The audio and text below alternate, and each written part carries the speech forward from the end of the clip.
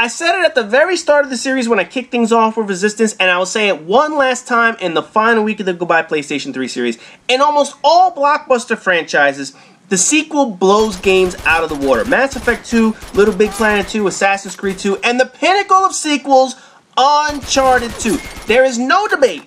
This is one of the best games you will find on a PlayStation 3. You can count the number of games on one hand that can compete with this game in terms of excellence. And chances are the other games that are going to be on your list are probably Naughty Dog games anyway.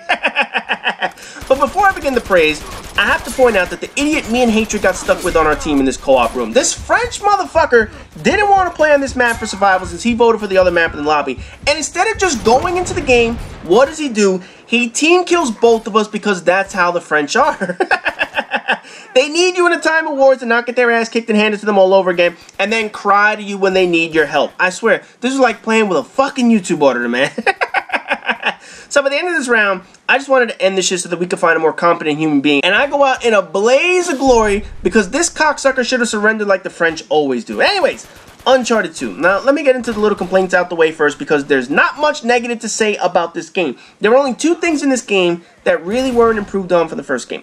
First is the platforming option. Essentially, it's incredibly easy. I mean, seriously, they made Drake the human fucking squirrel, allowing him to attach himself to pretty much anything possible, climb out of any scenario possible, and with very few ways of actually failing. Aside from not knowing where you're supposed to jump, the game is absurdly easy to do all the platforming options. The ledges are very obvious as to where to climb, and it's not exactly rocket science figuring out where you need to go. The game only gives you one direction when it comes to doing the platforming, as opposed to numerous ways or numerous branching paths that you could use to actually get to your goal. Granted, every climbing piece doesn't need to be a puzzle or have multiple ways around it, but at least a little bit more variety wouldn't hurt the motherfucker. The only times you really die during platforming are when you have no clue where to go or you mistakenly jump in a direction because of a bad camera angle or some shit like that. Otherwise, it is fairly easy to pass almost all the climbing portions of this game. The second minor complaint about this game is the large battle arenas that still preview a fight is going to happen. I know this is how games are supposed to work, where you constantly move from one section to another of the game and you get into fights, and the designers create these large areas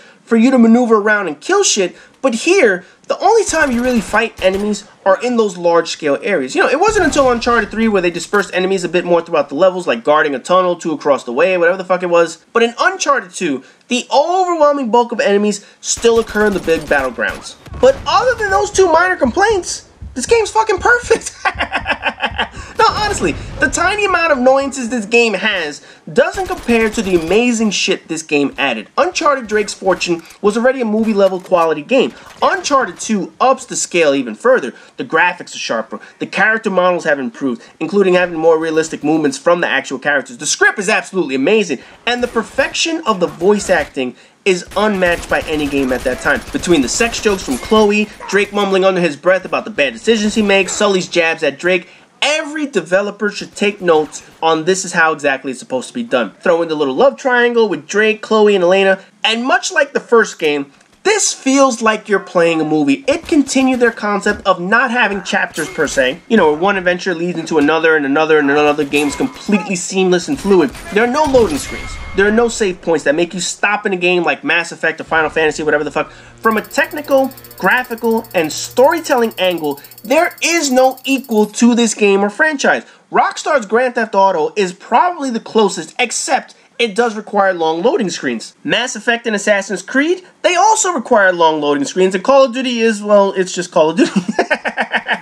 The storyline goes much bigger this time around. Before we had a scaled down adventure that took places in the jungles mainly, but now we travel to Istanbul, Nepal, Shambhala, and we have a variety of different terrain like a city to snowy mountains and all this other shit. The plot and the storyline were expertly written. From the start of the story, you begin from a train crash and you need to climb your way out of the derailed car before it goes over the cliff, and then the story flashes back to how you got there. This adventure, you're chasing down Marco Polo's crusade at finding Shangri-La and the Chintamani Stone. Of course, you have assholes in your way to get there, and much like the first Uncharted, the plot makes you wonder whether a main character is on your side or against you. Sully's reappearance in the first game made you doubt him, and Chloe's story jumps back and forth between friend and enemy. Probably similar to her getting passed around a gangbang every now and then. In chasing down the puzzles to find the actual Chintamani stone, you deal with another military asshole in Lazarevich, who of course has his own fucking army. You know, why not? Because every fucking bad guy in video games, books, movies, comics, they all have their own army of bad guys. They're not willing to follow the laws of society, but they're all too willing to follow an asshole who's after world domination or something. It's total bullshit, man.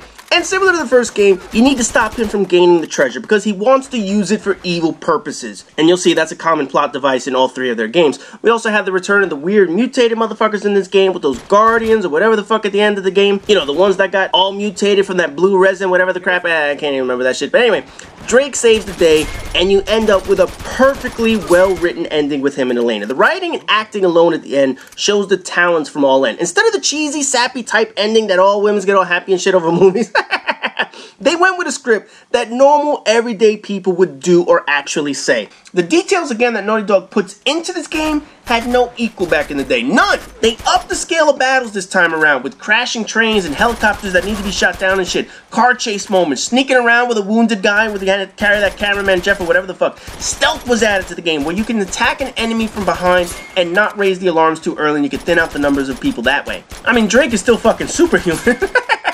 But who the fuck cares at this point? Now he's taking on whole armies with mercenaries and assassins trying to kill him and shit like that. But at least the enemy variety here is greatly improved, and the AI is much smarter this time around. With the different type of enemies, like the heavily armored shot guys and shit like that, snipers, that big fat motherfucker with the Gatling gun, you have a wide variety of enemies that you need to fight in this game this time around. Their tactics change. The difficulty improves in how quickly they advance on you as opposed to just sitting behind cover the entire time waiting for you to kill you like the first game. So this is a major step when it comes to the difficulty of the game. And at the end of the game, we actually get a true old school boss fight. I mean, think about it. How many games offer up boss fights these days? Not many. Most has some lame ass ending that is supposed to constitute the final boss levels of games and shit like that. And it's pretty fucking pathetic. I mean, look at the end of Mass Effect 3. A marauder stops you. That's it. I mean, while every game doesn't need a boss fight, there are plenty of games that had great endings without boss fights, don't get me wrong. Uncharted 2 gives us that old school boss fight. A sequence of events, not a quick time events of all that other bullshit that other games do, and you had to beat Lazarevich. At times it was fucking annoying,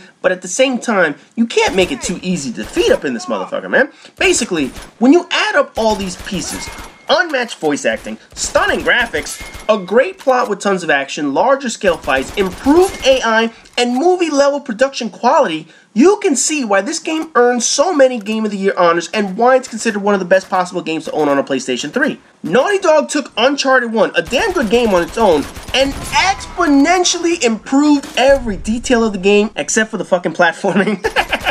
You know, there are very few games in which purchasing a console or a platform is worth it for just one game. Maybe Super Mario Galaxy, Halo, EVE Online, if you have like a Super PC or whatever the fuck you feel like exploring the galaxy.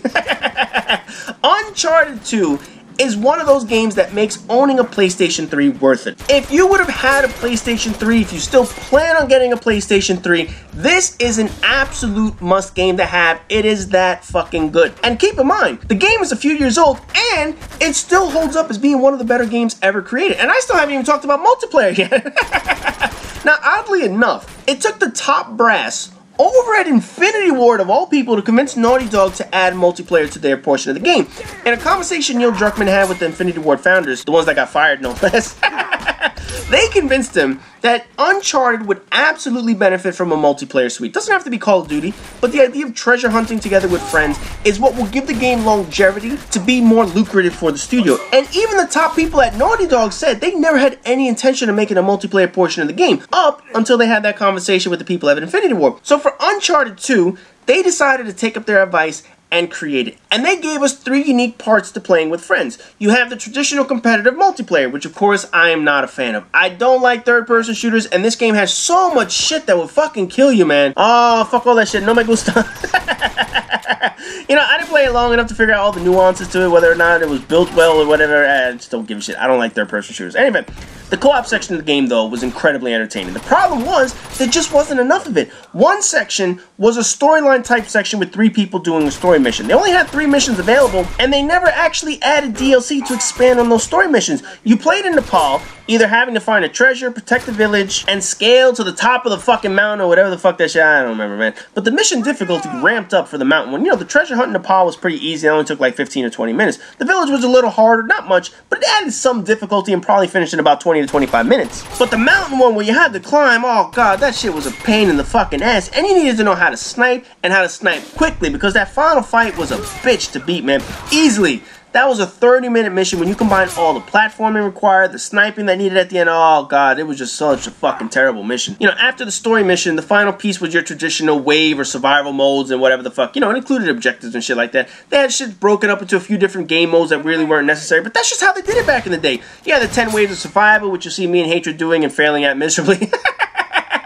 Oh man, we were trying hard as hell to remember the controls, and we were running around like this was Mass Effect 3 or something like that. But this is not Mass Effect 3, this is completely fucking different, man. You also had other game modes. I think one was called Plunder, which basically you had to bring a gold item back to a chest or whatnot. Siege was about defending territory and fighting off enemies outside of the territory, except Naughty Dog made some seriously stupid choices by making all 3 teammates have to be inside the circles for shit to count. You know, because fucking randoms are so goddamn dependable. Oh god, that Siege shit was a fucking nightmare. But anyway, man, the online portion of the game was their first effort. And while it's certainly not going to dethrone Call of Duty or Battlefield or come close to the competitiveness of Halo, it was something decent. It was meant to be casual and fun, and they tried to match the tone of the campaign up in this motherfucker. But the best part is that the shit worked. It had very few technical issues, and aside from an idiot leaving co-op and the mission automatically failing, it was a pretty reliable connection in playing the game. It never had anything incredibly wrong with it, but was clearly not meant to be a competitive online element that MLG douches who could camp and get kills in. It was meant to appeal to the casual gamer who enjoyed the casual and fun campaign of Uncharted. That's all. But overall, Uncharted 2 is easily one of the best games of the console generation, probably one of the best PlayStation 3 games you can actually still buy. And it shot Naughty Dog way up the list of developers that know what the fuck they're doing. And the best part, Naughty Dog keeps getting better. It shows why they're Sony's prize studios out of all the ones that they own. Oh man, Sony loves it when Naughty Dog puts out a game because you know when they put something out, there's gonna be quality up in this motherfucker. But anyway, half the week down, only 2 more videos left to go. You guys can pretty much guess what the next 2 are. So as always, rate, comment, subscribe, and all that good shit. And I'll see you guys in tomorrow's video.